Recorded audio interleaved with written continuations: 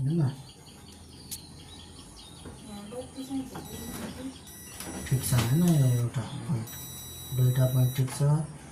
तिनटा पोइन्ट ठिक छ हैन अब यो बडी सर्ट कम्प्रेसर गर्नु पर्यो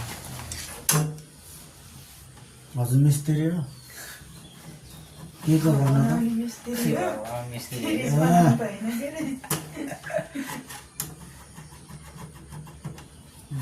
युट्युबमा हेरेर यसो भने क्या अनि त्यही अनुसार गरिदिनु बडी सर्ट छैन हैन ठिक छ तार ल्याउ त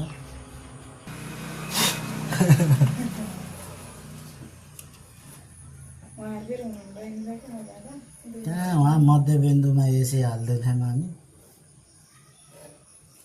यहाँ होइन चलाउनु त